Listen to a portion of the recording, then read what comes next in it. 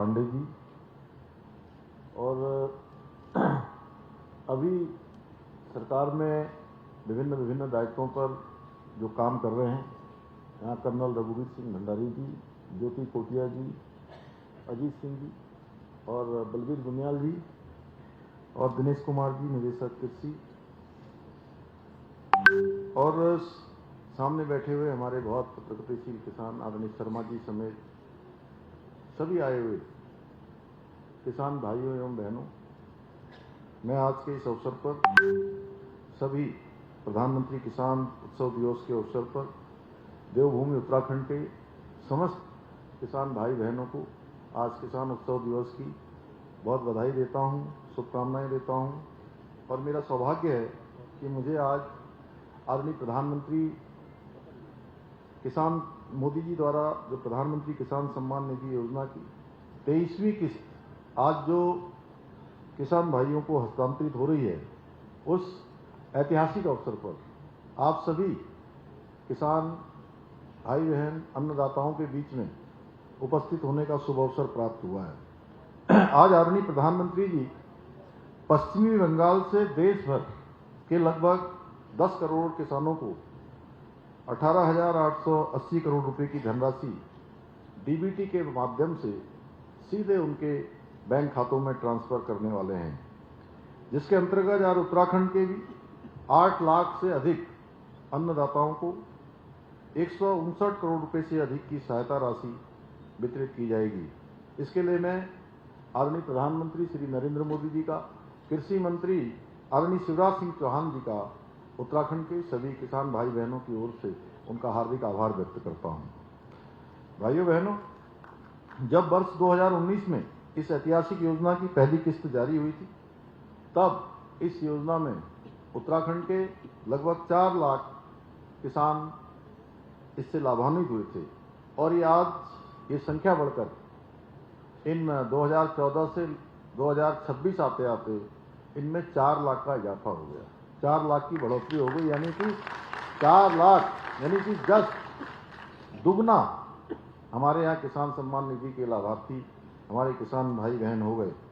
ये मात्र एक आंकड़ा नहीं है, बल्कि ये हमारे अन्नदाताओं का डबल इंजन सरकार पर बढ़ता हुआ विश्वास है, डबल इंजन सरकार के प्रति गहरी एक उनकी सोच है। और ये इस बात का भी प्रमाण है कि इस महत्वपूर्ण योजना का लाभ अंतिम छोर पर खड़े हुए हमारे अन्नदाता भाई बहनों को पूरी पारदर्शिता के साथ पहुंच रहा है। भाइयों बहनों, मैं हमेशा एक बात कहता हूं कि आज हमारा देश सुरक्षित है तो सीमाओं में डटे हुए हमारे जवानों की वजह से, और अगर हमारे देश में आज प्रचुर मात्रा में अन्न की उपलब्धता है तो वो खेतों में पसीना बहाने वाले आप जैसे किसान भाई बहनों की वजह से। एक किसान सिर्फ फसल ही नहीं उगाता है, बल्कि अपनी मेहनत से पूरे देश के भविष्य को सींचने का काम भी करता है। और यही कारण है कि आदरणीय प्रधानमंत्री श्री नरेंद्र मोदी जी ने किसानों की सम्मान, सुरक्षा और समृद्धि को सर्वोच्च प्राथमिकता दी है। किसान उनकी सोच में हमेशा प्राथमिकता में रहे हैं।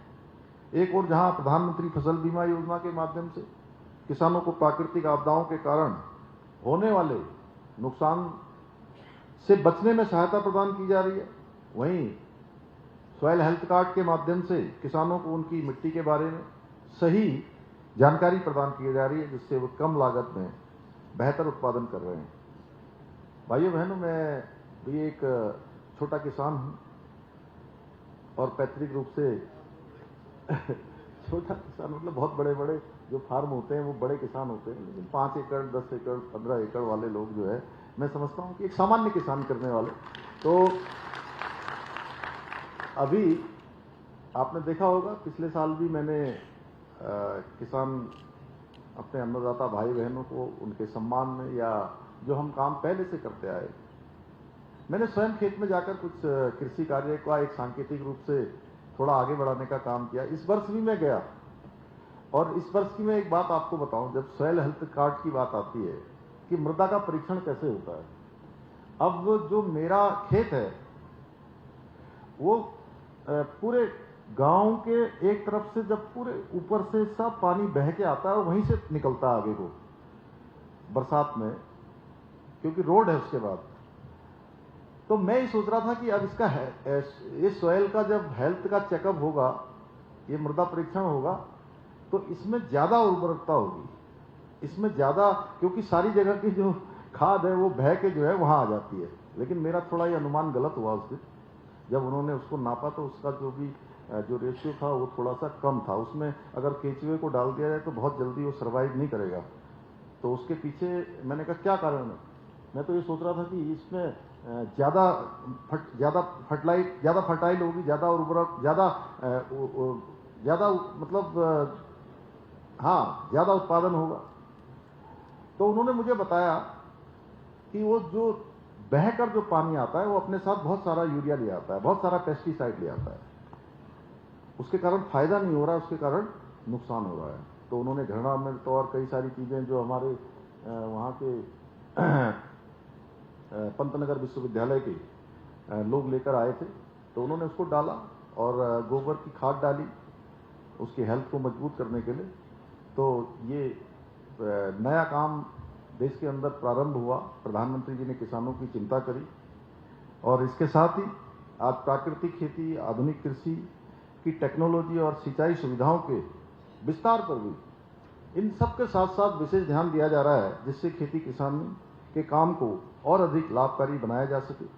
आदरणीय प्रधानमंत्री जी के मार्गदर्शन में, उनकी प्रेरणा से हमारी सरकार भी किसानों को सशक्त बनाने, खेती को और अधिक लाभकारी बनाने के लिए निरंतर प्रयास कर रही है। और इन्हीं प्रयासों के अंतर्गत हमने अपने किसान भाइयों के हित में बड़ा फैसला भी लिया है। नहरों से सिंचाई को पूरी तरह से मुक्त करने का भी हमने जो है ऐसा निर्णय भी किया। किसानों की आय बढ़ाने के लिए हमने 200 करोड़ रुपए का अलग से प्रावधान किया है इस बार के सामान्य बजट में। मुझे ये बताते हुए गर्व हो रहा है कि राज्य में अब तक लगभग 115 करोड़ रुपए के निवेश से 350 से भी अधिक पॉली हाउस तैयार किए जा चुके हैं, जिनसे किसानों को बड़ा लाभ मिल रहा है। हमारे पहाड़ों में खेती ज्यादातर बारिश के भरोसे पर रहती है। इस चुनौती से निपटने के लिए हमने 1000 करोड़ रुपए की लागत से Uttarakhand climate responsive rain fade farming project को भी मंजूरी दी है, जो मौसम के बदलाव के बीच भी हमारी खेती को सुरक्षित रखेगा। वहीं फलों के उत्पादन को बढ़ाने के लिए हमारी सरकार ने 1200 करोड़ रुपए की लागत से नई सेब नीति, नई कीवी नीति, नई ड्रैगन नीति और स्टेट मिलेट मिशन जैसी योजनाएं लागू की है। और इन योजनाओं के तहत किसानों को 80% तक की भारी सब्सिडी भी प्रदान की जा रही है, जिससे कि किसान अच्छा उत्पादन कर सकें। इसके साथ ही किसानों की फसल बर्बाद न हो, उन्हें उनकी मेहनत का सही दाम मिले, इसके लिए हमने जगह जगह cold chain, cold storage, CA storage और मेगा फूड पार्क भी स्थापित किए हैं। इसके अलावा सघन खेती के क्षेत्र में उत्तराखंड को अग्रणी बनाने के लिए हमने इसी वर्ष महक क्रांति नीति भी लागू की है, जिसमें 7 एरोमा वैलियां विकसित की जा रही हैं और 23,000 हेक्टेयर भूमि पर सुगंधित पौधों की खेती को बढ़ावा दिया जा रहा है। यही नहीं, आप सभी को मालूम है कि हाउस ऑफ हिमालयाज ब्रांड, इसके माध्यम से राज्य के मिलेट और अन्य उत्पाद इस कृषि के उनको अंतर्राष्ट्रीय स्तर पर पहचान मिले, इस दिशा में भी हम कार्य कर रहे हैं। और इसमें हमारी महिलाओं के द्वारा जो विशेष रूप से बनाए जाने वाले उत्पाद हैं, उनको उनके विपणन के लिए, उनके प्रचार प्रसार के लिए हम निरंतर काम कर रहे हैं। और आज पूरे देश के अंदर हमारे यहाँ के बनाए हुए उत्पादों की मांग लगातार बढ़ती जा रही है, लगातार बढ़ती जा रही है। और महिला सशक्तिकरण की दिशा में भी बहुत शानदार काम हो रहा है। 2,75,000 बहनें हमारी राज्य की लखपति दीदी बन गई हैं। ये महिला सशक्तिकरण के दिशा में एक बड़ा उदाहरण हम सबके सामने है कि हमारी महिलाएं अनेक चुनौतियों के बाद भी आज इस प्रकार से काम कर रही हैं।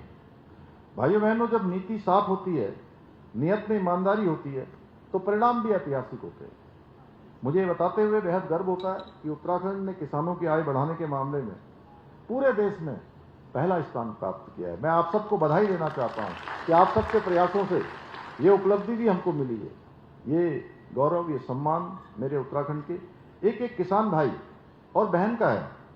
लेकिन भाई बहनों, एक दौर वो भी था जब दिल्ली से लेकर देहरादून तक सत्ता के गलियारों में ऐसी सरकारें बैठा करती थी जो किसानों को सिर्फ एक वोट बैंक समझते थे।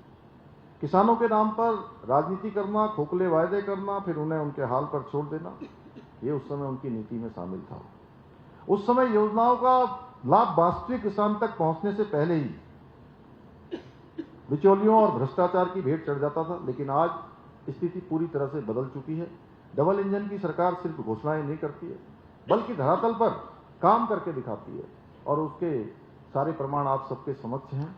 इसलिए हमारे लिए किसान वोट बैंक नहीं है, बल्कि राष्ट्र के गौरव है, हमारे अन्नदाता हैं। यह हमारी स्पष्ट नीति और ईमानदार नियत का सबसे बड़ा प्रमाण है। भाइयों बहनों, आज उत्तराखंड कृषि और बागवानी के क्षेत्र में जिन ऊंचाइयों को छू रहा है, ये तो अभी एक शुरुआत भर है। हमें तो अभी और आगे जाना है, राज्य को और अधिक समृद्ध बनाना है और अधिक सशक्त बनाना है। इसलिए मैं आज देवभूमि के अपने सभी किसान भाई बहनों से विशेष आह्वान करता हूं कि आप सभी पारंपरिक खेती के साथ साथ आधुनिक तकनीकों, वैज्ञानिक कृषि पद्धतियों और सरकार द्वारा चलाई जा रही जन कल्याणकारी योजनाओं का अधिक से अधिक लाभ उठाएं। इसके साथ साथ मैं आप सबसे आज एक आह्वान और करना चाहता हूं। जो हमारे खेत हैं, धरती मां को बचाना है, अपने खेतों को बचाना है। आप देखिए, बहुत सारे राज्यों में बड़ी फसल होती थी और वो कृषि प्रधान जैसे राज्य हो गए थे, अधिक फर्टिलाइजर यूज करते थे, अधिक उत्पादन होता था। लेकिन धीरे धीरे अधिक फर्टिलाइजर डालने से, कीटनाशक डालने से, तमाम प्रकार के रसायन डालने से वहां की भूमि पूरी तरह से बंजर होती जा रही है, और उसमें से उत्पन्न होने वाला जो अनाज है, वो अनाज बहुत प्रकार की बीमारियों को भी साथ में लेकर आ रहा है। तो हमें अपनी पुराने समय को, जब हमारे पूर्वज जिस प्रकार की कृषि करते थे, आधुनिकता को भी लेना है। मैं ये नहीं कह रहा हूं कि रसायनों का प्रयोग बिल्कुल बंद कर दीजिए, पेस्टिसाइड मत डालिए, आप सब किसान हैं, जानते हैं, लेकिन उसका बहुत संतुलित मात्रा में जो है उसका उपयोग करना है। यानी कि जितना जरूरी है उतना ही करना है। जितना हमारे वैज्ञानिक जो कृषि के क्षेत्र में आज शोध कर रहे हैं, अनुसंधान कर रहे हैं, नवाचार कर रहे हैं, अनेक प्रकार की नई नई चीजें ला रहे हैं, वो जिस प्रकार से हमें सजेस्ट करें, जिस प्रकार से हमें बताएं, हमें उस टेक्नोलॉजी को अपनाना होगा। क्योंकि कृषि के क्षेत्र में रोज नए अनुसंधान हो रहे हैं, और हमारे प्रधानमंत्री जी की सर्वोच्च प्राथमिकता है कि किसानों की आय बढ़नी चाहिए, उनका जीवन उन्नत होना चाहिए, उनको हर दिशा में आगे बढ़ने का अवसर मिलना चाहिए। और भाइयों बहनों, हमारा भी ये विकल्प रहित संकल्प है कि उत्तराखंड किसानों के क्षेत्र में भी, खेती के क्षेत्र में, बागवानी के क्षेत्र में, इन क्षेत्रों में भी देश का श्रेष्ठ राज्य बने। आप देख रहे होंगे आज बहुत सारे ऐसे मामले, क्योंकि समय की थोड़ा कमी है इसलिए मैं बहुत ज्यादा लंबा नहीं बोल रहा हूं, नहीं तो मैं आपको बहुत सारे ऐसे बिंदु बताता कि आज उत्तराखंड किन किन क्षेत्रों में, आज एसडीजी में सतत विकास के लक्ष्यों को प्राप्त करने में हम नंबर 1 पर हैं, किसानों की आय बढ़ाने में हमारा देश में पहला स्थान है, पर्यटन के क्षेत्र में हमारा पहला स्थान है, फिल्म मोस्ट फ्रेंडली स्टेट के रूप में हमारा देश में पहला स्थान है। ऐसे अनेक, खनन तत्परता सूचकांक में हम दूसरे नंबर पर हैं, फाइनेंशियल मैनेजमेंट करने में, डिसिप्लिन बनाने में आज हम देश के पहले दूसरे राज्यों में हैं, और हमको भारत सरकार भी इसमें प्रोत्साहन कर रही है। यूसीसी का कानून बनाने में हम पूरे देश में पहले स्थान पर हैं, सबसे पहले हमने शुरुआत की है। नकल का हमने सबसे सख्त कानून बनाया है। आज उत्तराखंड हर क्षेत्र में आगे बढ़ रहा है। आज आप देखते होंगे इन 4-5 सालों में एक बात हर एक उत्तराखंड वासी के मन में आ गई है, एक विश्वास जग गया है कि अब भारत का या दुनिया का कोई भी क्षेत्र होगा तो उत्तराखंड के लोग उसमें पहले स्थान पर होंगे। उत्तराखंड सबसे अच्छा करेगा, उत्तराखंड एक उदाहरण प्रस्तुत करेगा, एक आदर्श प्रस्तुत करेगा। तो किसानी के क्षेत्र में भी जो हमारे पास जैसी संभावना है, जैसा हमारे पास पोटेंशियल है, हमारे पास जिस प्रकार की प्राकृतिक चीजें भगवान ने हमको दी है, हमको एक आदर्श प्रस्तुत करना है, अपने ब्रांड को बढ़ाना है। हम जो हमारे भाई बहन अनेक प्रकार के उत्पाद बनाते हैं, उनका विपणन होता है, उनकी इतनी अच्छी पैकेजिंग हो, उनकी इतनी अच्छी क्वालिटी हो कि उत्तराखंड का नाम आए और बाजार में जो सामान है, जो हमारा विपणन के लिए गया हुआ है, चटपट हो जाए और 1 मिनट में जो है साफ हो जाए, लोग उसको इतना खरीदें, इतना विश्वास हमको पैदा करना होगा। तो इस क्षेत्र में भी हमको एक बनाना होगा। इन्हीं शब्दों के साथ पुनः मैं आप सभी का आभार व्यक्त करते हुए मैं अपनी बात को समाप्त करता हूं। बहुत बहुत धन्यवाद। बहुत बहुत धन्यवाद सर, आपने हम सभी को एक नई दिशा दी और हमारे समस्त